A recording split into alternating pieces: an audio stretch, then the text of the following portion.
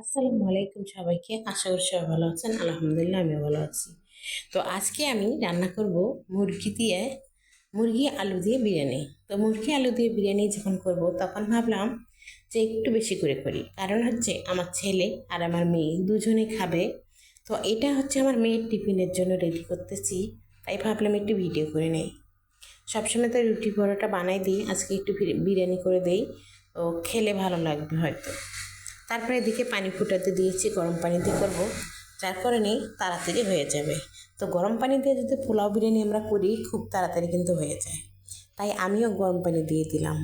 তো গরম পানিটা আমি মেপেই নিয়েছিলাম যাতে যেন একটুও নরম না হয়।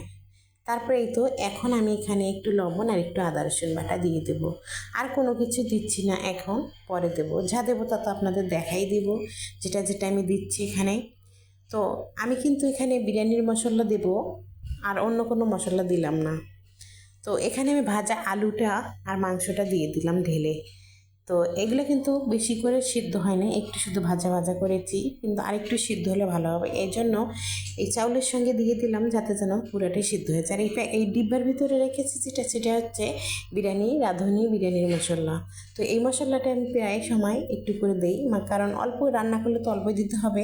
এই কারণে আমি অল্প অল্প করে দিই, আর এভাবে রেখে দিলে খুবই ভালো থাকে, কোনো এর ফ্লেভারটা নষ্ট হয়ে যায় না, একই রকমই থেকে যায়। তারপরে এই তো দিয়ে দিলাম। তো আজকে দিয়ে কিন্তু শেষ হয়ে গেলে আবারও আনতে হবে, এনে রেখে দেবো। এই পুরাটাই দিয়ে দিলাম এখন। দেওয়ার পরে এই তো এখন মশলাটা মিক্স করে দেব। দেওয়ার পরে কিন্তু এটা কিছুক্ষণ জাল করে নেব। জাল করা হয়ে গেলেই তখনই কিন্তু পানিটা শুকিয়ে যাবে। আর পানিটা শুকিয়ে গেলে কিন্তু আমি এটা দমে রান্না করব, যার কারণ হচ্ছে দমে রান্না করলে খুব সুন্দর সিদ্ধ হয়ে যায়।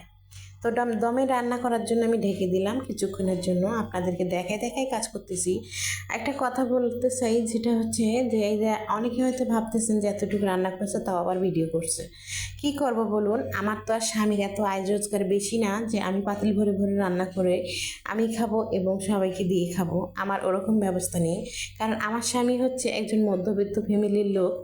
তো যে ও যা কাজ করে তাই আমরা খাই, খেয়ে বেঁচে থাকি, এটাই আল্লাহর কাছে লাখো লাখো শুক্রিয়া। কারণ তার জন্য হচ্ছে আমার ছেলে মেয়ের মুখে একটু খাবার উঠাইতে পারতেছি।